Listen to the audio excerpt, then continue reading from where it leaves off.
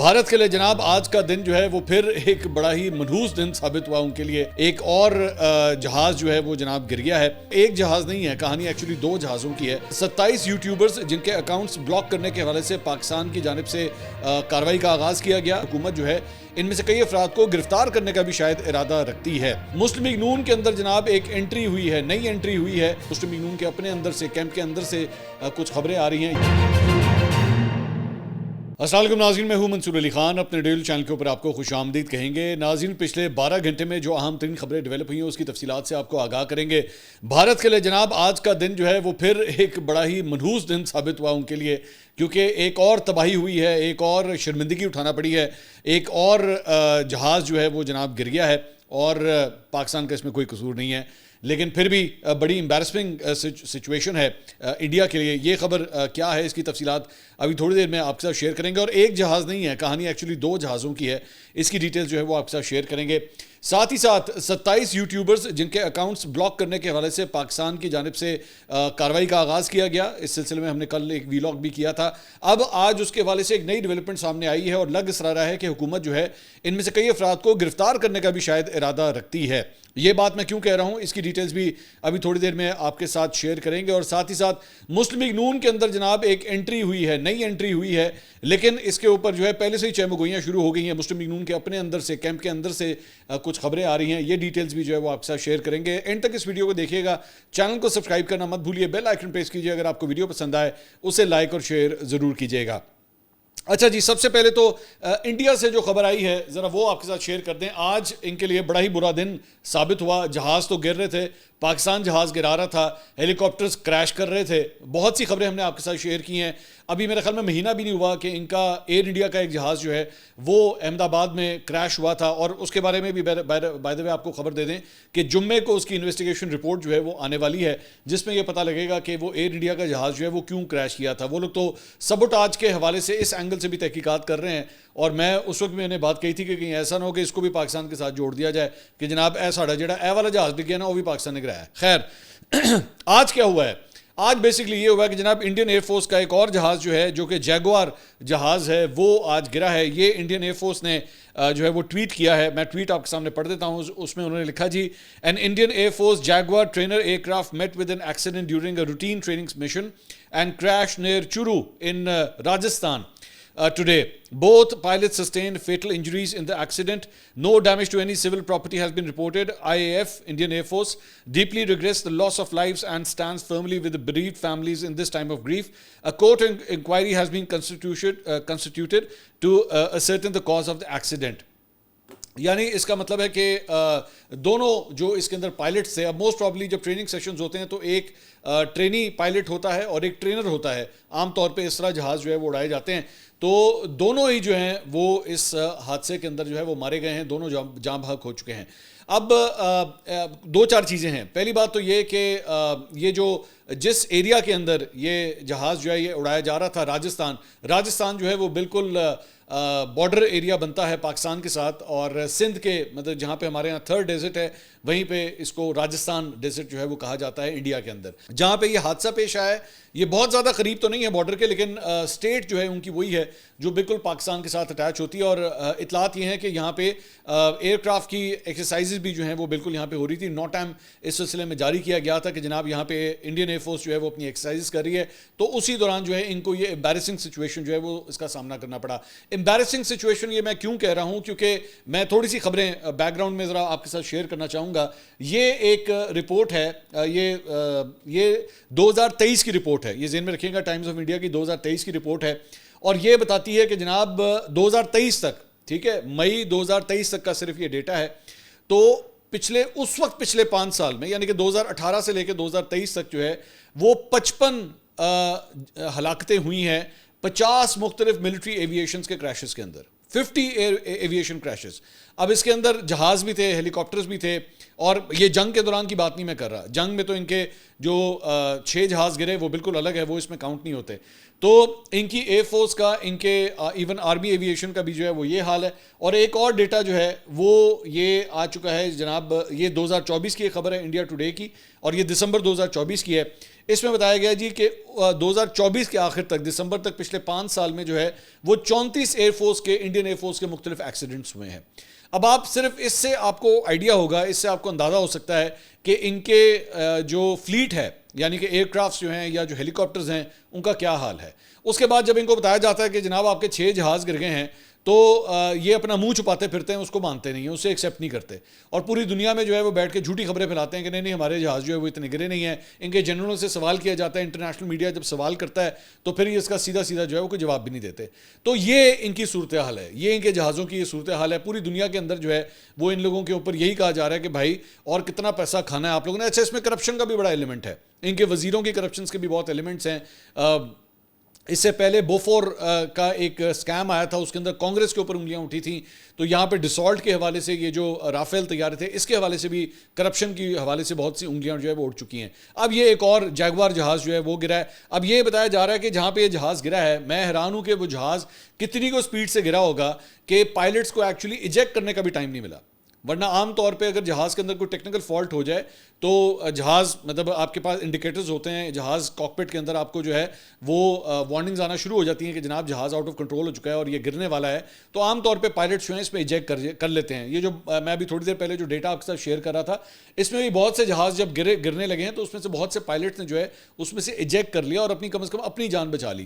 لیکن یہ جہاز کس طرح کو گرا ہوگا، کتنی سپیڈ سے گرا ہوگا، اس نے نوز ڈائیو کتنی تیزی سے کی ہوگی کہ جو پائلٹس اندر موجود تھے وہ بھی اپنی جان نہیں بچا سکے۔ اور اس کے بارے میں یہ بھی بتایا جا رہا ہے، جو فوٹیج آپ اسکرین کے اوپر دیکھ رہے ہیں، اس کے اندر یہ کسی گاؤں کے آس پاس جو ہے یہ گرا ہے، اور یہ اس بات کا بھی خدشہ ظاہر کیا جا رہا ہے کہ شاید جس جگہ پہ جا کے گرا ہے وہاں پہ بھی 1 یا 2 لوگوں کی شاید ہلاکتیں ہوئی ہوں، لیکن ابھی یہ بات کنفرم نہیں ہے۔ لیکن ظاہری بات ہے اس گاؤں کے اندر جو ہے وہ پورا رتن گڑھ کا علاقہ یہ بتایا جاتا ہے، اور بھانوڑا گاؤں ہے جہاں پہ یہ جہاز جا کے گرا ہے، تو وہاں پہ بھی خوف و ہراس پھیل گیا۔ اوبیسلی ایک جہاز پورا آ کے گر جائے وہاں پہ تو کیا صورتحال ہوگی۔ اس کی جو پلیٹ تھی وہ بھی جو ہے اس کی تصویریں بھی اب سوشل میڈیا کے اوپر آ گئی ہیں کہ یہ جیگوار جہاز تھا جو یہاں پہ گرا ہے۔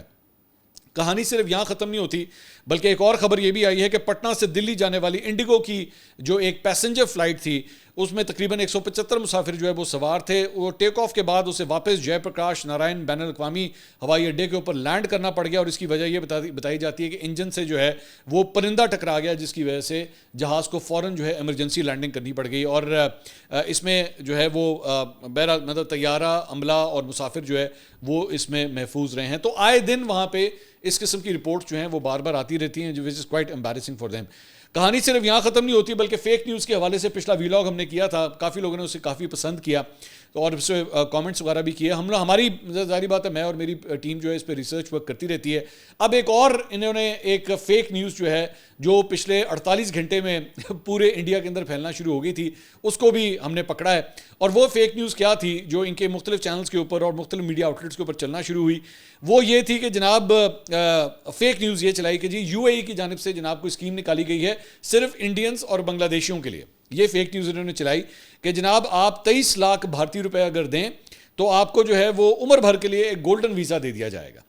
اب اس کے اوپر جو ہے وہ انڈیا کے اندر ریل پیل سٹارٹ ہو گئی کہ جناب صرف 23 لاکھ روپے دیں اور گولڈن ویزا مل جائے گا آپ کو UAE کا۔ وہاں پہ جو ہے وہ باتیں ہونا شروع ہو گئیں کہ جی چلو دبئی چلو۔ آپ کو یاد ہوگا 80s کے اندر یہ بڑا رواج تھا دبئی جانے کا، خیر لوگ تو ابھی بھی جاتے ہیں، امیر کبیر لوگ جو ہیں وہ ابھی بھی جاتے ہیں۔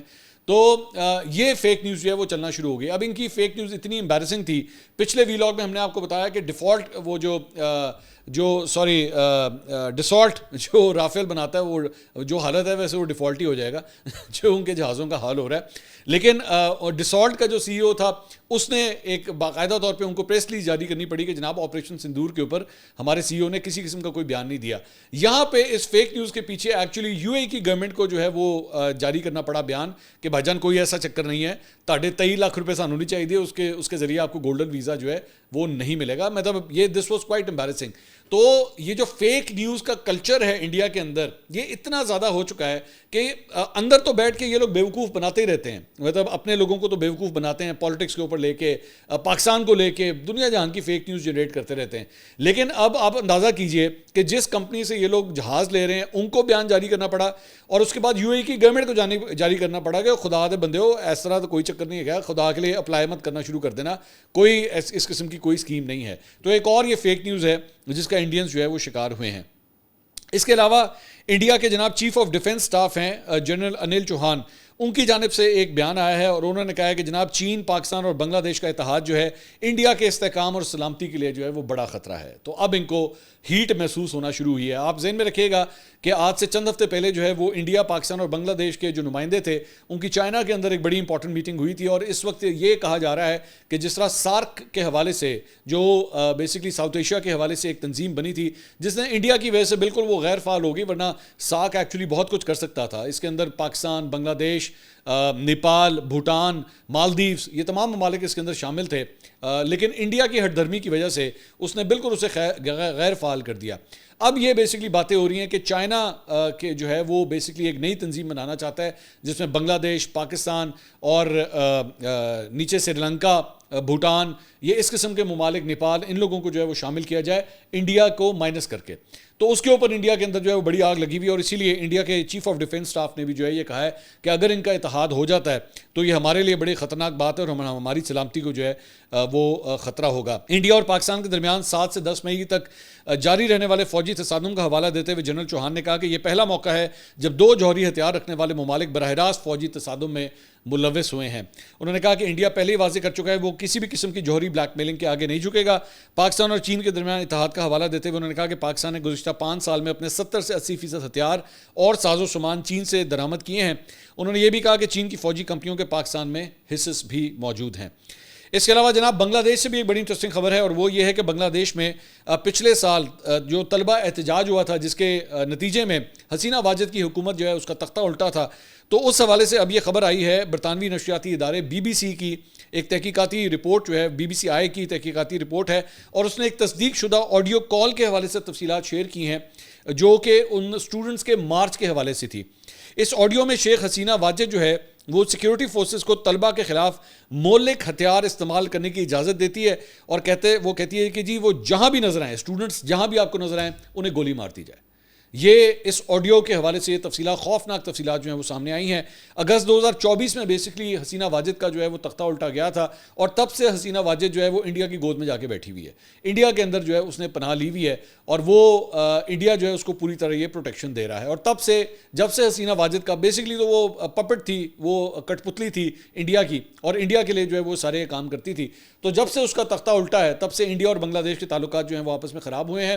اور ذہن میں رکھیے گا کہ ابھی چند دن پہلے بنگلہ دیش کی کورٹ نے جو ہے وہ حسینہ واجد کو ایک سزا بھی سنائی ہے. تو اب یہ آڈیو کال بھی سامنے آئی ہے جس میں وہ سٹوڈنٹس کو ڈائریکٹ گولی مارنے کے احکامات جو ہے وہ دے رہی ہے.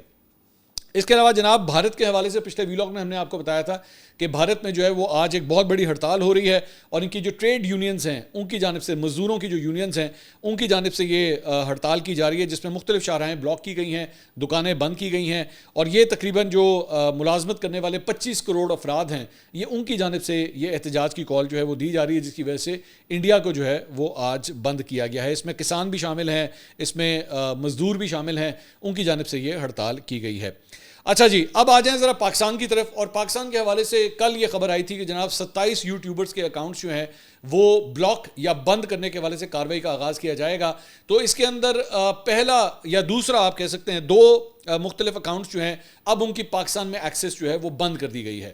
اس میں پہلا نام جو ہے وہ احمد نورانی صاحب کا ہے. احمد نورانی صاحب کا کل رات کو جو ہے وہ یوٹیوب چینل پاکستان کے اندر بلاک کر دیا گیا ہے. اگر آپ احمد نورانی صاحب کے یوٹیوب چینل کو جا کے ایکسس کرنے کی کوشش کریں گے تو یوٹیوب آگے سے آپ کو یہ پرومپٹ کرتا ہے کہ جناب یہ چینل جو ہے وہ آپ کی ٹیریٹری میں یعنی پاکستان میں جو ہے وہ نہیں دیکھا جا سکتا. اوبیسلی لوگ VPN کا استعمال کر کے اس کے بعد اسے ایکسس کر رہے ہیں، جا کے دیکھ سکتے ہیں، لیکن یہ اس حکم کے بعد یہ پہلا چینل ہے. اس سے پہلے ایک اور یوٹیوبر ہیں سبی کاظمی، آسٹریلیا سے وہ اپنا چینل آپریٹ کرتے ہیں. ان کا نام بھی اس لسٹ میں شامل تھا، لیکن ان کا چینل میری اطلاعات کے مطابق اس کورٹ آرڈر سے پہلے سے ہی بلاکڈ ہے. وہ پاکستان میں پہلے ہی ایکسیسیبل جو ہے وہ نہیں ہو سکتا. تو لوگ اگر ان کا بھی چینل دیکھتے ہیں تو VPN کے ذریعے دیکھتے ہیں، لیکن یہ پہلے 2 چینلز ہیں ان 27 کی لسٹ میں جن کا ایکسس اب پاکستان کے اندر جو ہے وہ بند ہو چکا ہے. تو 25 ابھی اور بھی ہیں، دیکھتے ہیں اس حوالے سے کیا ہوتا ہے. لیکن اس سلسلے میں وزیر مملکت برائے داخلہ طلال چودھری صاحب نے آج ایک نئی انڈیکیشن دی ہے جس کی وجہ سے ہو سکتا ہے معاملات جو ہے وہ گرفتاریوں کی طرف بھی جائے. میں یہ بات کیوں کہہ رہا ہوں، I'll tell you why. انہوں نے آج میڈیا کے ساتھ ان کا انٹریکشن ہوا تو انہوں نے کہا کہ جی ان میں سے زیادہ تر جو ہیں وہ 27 یوٹیوب چینلز کے حوالے سے انہوں نے کہا ان میں سے زیادہ تر جو ہیں بگوڑے ہیں، پیسے کمانے اور ریٹنگ بڑھانے کے لیے سنسنی پھیلانے والے یوٹیوبرز کے خلاف کرمنل کارروائی بھی کی جائے گی۔ صحافیوں سے گفتگو کرتے ہوئے انہوں نے کہا کہ عمران خان بار بار NRO مانگ رہے ہیں، کبھی امریکہ سے اور کبھی امریکہ سے بندے لے آتے ہیں۔ انہوں نے کہا کہ بانی PTI کے اسرائیلی سسرالی تکلیف میں ہیں کہ وہ کیوں سزا بھگت رہے ہیں۔ عمران خان کے بچے ضرور آئیں تاکہ انہیں پتہ چلے کہ ان کے والد نے کیا کھلواڑ کیا ہے۔ انہوں نے کہا کہ عمران خان کے بچے آئیں گے نہیں، اس بندے کو بچانے کے لیے لابی کام کر رہی ہے، اس لابی کا یہ بچہ ہے، داماد بنایا ہوا ہے۔ انہوں نے کہا کہ پاکستان میں ایک قانون ہے 27 یوٹیوبرز کے حوالے سے، اس کی پاسداری کرنی ہوگی۔ انہوں نے کہا پوری دنیا میں سائبر سے متعلق قوانین ہیں، آپ یہ نہیں کر سکتے کہ ہاتھ میں موبائل اٹھا کر فتوے دیں، آپ انتشار کے لیے سوشل میڈیا استعمال نہیں کر سکتے، قوانین کے تحت یہ سب کچھ چل سکتا ہے۔ اور انہوں نے کہا کہ جی حکم کی زد میں آنے والے بیشتر کو تو سنا ہی نہیں گیا، ان سے سوال کیا گیا تو کہ وہ کہہ رہے ہیں کہ ہمیں بلا کر ہماری بات تو سن لیتے، تو طلال چودھری صاحب نے جواب دیا کہ یہ زیادہ تر بگوڑے ہیں، یہ سوشل میڈیا سے پیسے کمانے کے لیے سنسنی پھیلاتے ہیں، سنسنی پھیلا کر ریٹنگ بڑھاتے ہیں۔ یہ انہوں نے کہا کہ جو لوگ صحافتی آداب کے مطابق بات کرتے ہیں ان کے ویلاگ کو اتنی ریٹنگز اور فالوورز نہیں ملتے، پیسے انہیں ملتے ہیں ان چینلز اور ویب سائٹ سے، اور افراتفری یہاں پر پھیلاتے ہیں۔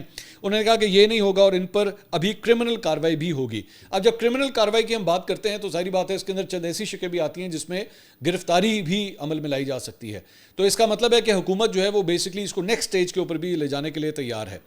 اچھا، اس کے اندر جو مختلف صحافتی برادری ہیں، مختلف سینئر جرنلسٹ ہیں، میں ان کے کامنٹ دیکھ رہا تھا اس معاملے کے اوپر، چاہے وہ نجم سیٹھی صاحب ہوں، عمر چیمہ صاحب ہوں، ایسے لوگ جو نظریاتی طور پہ جن کے اختلافات بھی ہوں ان لوگوں سے، لیکن انہوں نے پھر بھی اس بات کی مذمت کی ہے کہ یہ طریقہ کار جو ہے وہ غلط تھا ان یوٹیوبرز کے اگینسٹ جو ہے وہ کسی بھی قسم کا ایکشن لینے کا۔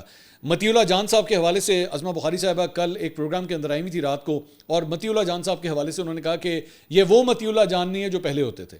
تو بیسکلی متی اللہ جان صاحب ایک ایسی شخصیت ہیں کہ پاکستان تحریک انصاف کے دور میں پاکستان تحریک انصاف ان کو ٹارگٹ کرتی تھی، بڑی گندی اور فحش قسم کی ان کے اگینسٹ کیمپینز چلائی گئیں اس دور میں، PTI کے دور میں، اور اب آج نون لیگ کے دور میں بھی جو ہے وہ ان کے یوٹیوب چینل کو بلاک کرنے کے حوالے سے، اور یا وزیر مملکت برائے داخلہ جو ہے وہ طلال چودھری صاحب یہ کہہ رہے ہیں کہ ان لوگوں کے اگینسٹ جو ہے کرمنل کارروائی کا بھی آغاز جو ہے وہ کیا جائے گا۔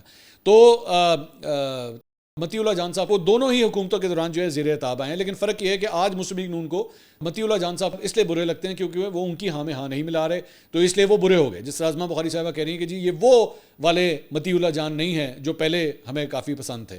تو یہی اسد علی طور جو ہے آج ان کے اس لیے برا لگ رہا ہے، پہلے جب اسد علی طور کو جا کے زدوکوب کیا گیا تھا ان کے گھر میں، تو PDM کے تمام رہنما جس میں مولانا فضل الرحمان بھی شامل تھے، نون لیگ کے سینئر رہنما شامل تھے، یہ ان کے گھر گئے تھے ان سے تعزیت کرنے کے لیے، تو آج وہی اسد علی طور جو ہے ان کو برا لگنا شروع ہو گیا ہے۔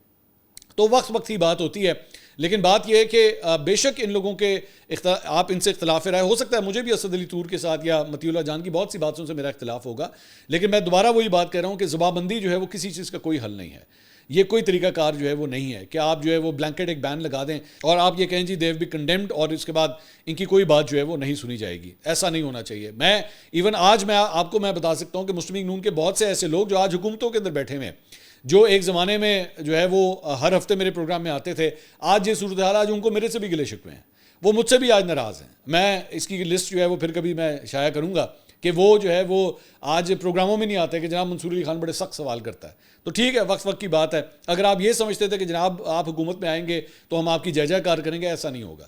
جو اچھی چیز ہوگی اس کو اچھا کہیں گے، جو بری چیز ہوگی اس کو برا کہیں گے، اور جہاں اچھی اور بری چیز کی بات ہو رہی ہے تو لیں۔ اب میں آپ کے ساتھ ایک اچھی چیز بھی شیئر کرتا ہوں اس حکومت کے حوالے سے، اور ایک بری چیز بھی آپ کے ساتھ شیئر کرتا ہوں۔ اچھی چیز کیا ہے؟ اچھی چیز یہ ہے کہ جناب ریمیٹنسز کے حوالے سے نئے فگرز جو ہیں وہ سامنے آئے ہیں پچھلے سال کے حوالے سے۔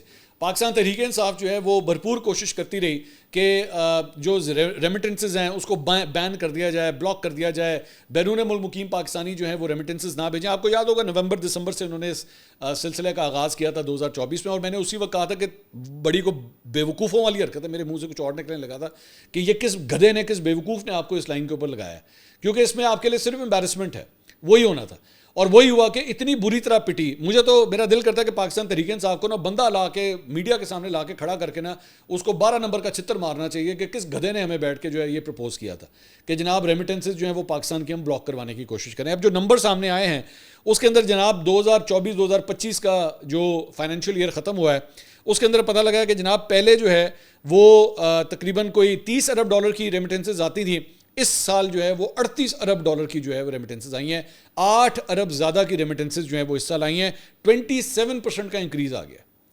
مطلب آپ تو کم کرنے کی کوشش کر رہے تھے, وہ پہلے سے بھی زیادہ بڑھ گئی ہیں. شرم آنی چاہیے, لٹرلی شرم آنی چاہیے پاکستان تحریک انصاف کو یا اس کے اس رہنما کو جس نے ان کو اس لائن کے اوپر لگایا تھا کہ جناب آپ جو ہے نا وہ ریمیٹنسز بند کروا دیں. دوسری ایک جو نئی ڈیولپمنٹ ہوئی ہے اس کے بارے میں بھی آپ کے ساتھ خبر شیئر کرتے ہیں, اور وہ یہ ہے کہ جناب عوامی نیشنل پارٹی کو ایک بڑا نقصان ہوا ہے, اور وہ یہ ہے کہ ہارون بلور کی جو بیوہ ہیں, بشیر بلور کی بہو سمر بلور, انہوں نے جناب مسلم لیگ نون کے اندر جو ہے وہ آج شمولیت اختیار کر لی ہے. ان کی پرائم منسٹر شہباز شریف صاحب سے ملاقات ہوئی اور انہوں نے مسلم لیگ نون میں شمولیت اختیار کر لی ہے.